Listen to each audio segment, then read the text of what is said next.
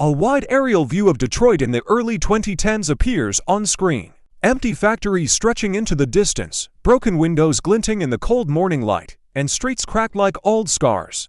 The camera slowly drifts toward a worn brick apartment building known in the neighborhood as Building 14. Inside lives a boy named Marcus Reed. His mother, Angela, works two exhausting jobs to keep the lights on: diner waitress by day, janitor by night. His father is long gone, leaving nothing behind but a handful of faded photos and unanswered questions. Their apartment is small, the heating unreliable, and some nights dinner is nothing but cheap ramen. But Angela always repeats the same words to her son: "Your circumstances do not define your future." Marcus carries those words like armor as he walks through streets where danger lurks on corners, where he learns the difference between fireworks and gunshots long before he learns algebra. Yet he isn't angry. He's hungry for something better. One afternoon, behind his school, Marcus finds an old, dusty computer tossed beside a dumpster. Other kids ignore it. Marcus drags it home, piece by heavy piece. At night, he studies library books and watches shaky YouTube tutorials on a cracked hand-me-down phone, trying to bring the machine back to life. Weeks pass.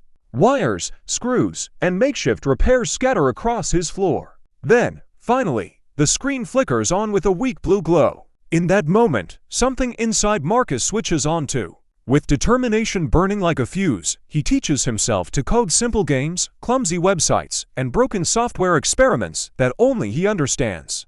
His mother watches quietly, proud and hopeful. High school tests more than his patience.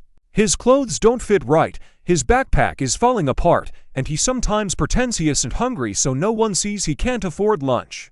Before dawn, he helps his mom clean offices. After school, he stocks shelves at a grocery store. But late into the night, while the city outside sleeps, Marcus sits in front of his resurrected computer, typing until his eyes ache. His best friend Jamal is his escape from stress.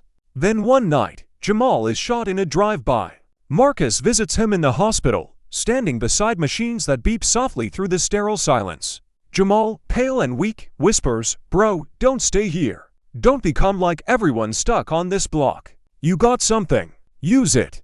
Those words cut deep and never leave Marcus' mind. When Marcus' guidance counselor pushes him to enter a statewide youth coding competition, he almost refuses. He feels out of place among polished kids with brand new laptops and perfect presentations.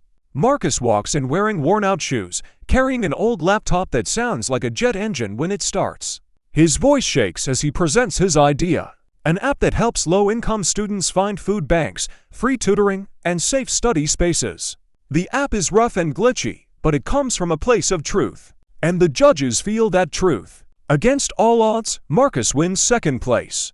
But the real victory comes afterward, when a judge named Daniel Coleman, an experienced tech entrepreneur, approaches Marcus and tells him, "If you're willing to work, I'll mentor you." For the first time, someone from outside his world sees potential in him. In the summer of 2012, Marcus stands at a cold bus station with his mother. His bags are small, but his dreams are heavy. Angela hugs him tightly and whispers, "I raised you to fly. Now go." The bus pulls away toward Chicago, a city of towering skyscrapers, buzzing trains, and relentless motion. Marcus takes a warehouse job to survive, attends community college, and spends countless nights working on new projects with Daniel's guidance. His tiny apartment becomes a workshop of ideas, code scribbled on sticky notes, instant ramen cups piling in corners, and a cheap laptop overheating under the weight of hope. In 2013, he creates BridgeUp, a platform designed to connect underserved students with mentors, scholarships, and opportunities. The first version is messy. Servers crash. Pages load slowly. The design is awkward. But students use it anyway. Teachers share it. Local schools adopt it. For a moment, Marcus feels like he's climbing. Then everything collapses. A catastrophic server failure wipes out thousands of user profiles. With no money, no proper backup system, and no team to support him, Marcus watches BridgeUp crumble. Schools withdraw. Promised partnerships disappear. The dream he built with so much heart falls apart overnight. Overwhelmed and defeated, Marcus calls his mother, ready to come home. But Angela refuses to let him break. "Son," she says softly, "failure is not a wall. It's a door. You just haven't walked through it yet." Inspired, Marcus refuses to quit. He rebuilds. Smarter, stronger. With Daniel's support, he meets investors and recruits a small team. To classmates from his coding courses and a designer he meets in a coffee shop. They work day and night, rebuilding Bridgeup from scratch. Slowly, momentum returns. In 2015, a major Chicago education nonprofit adopts the platform across the city. User numbers spike. Schools sign up. Investors believe in him. Marcus quits his warehouse job and focuses on Bridgeup full-time. When Marcus returns to Detroit for the first time in years, he steps off the bus and sees the same cracked sidewalks, the same faded buildings, the same corners that shaped him. But he's different now. He visits his old school and donates brand new computers. He speaks to classrooms filled with kids who remind him of himself, curious, hopeful, underestimated.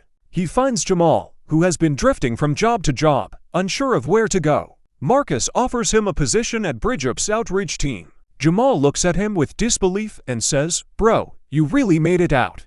Marcus puts a hand on his shoulder and replies, "No, we're making it out." By 2018, Bridgeup expands across several states and becomes a lifeline for tens of thousands of students.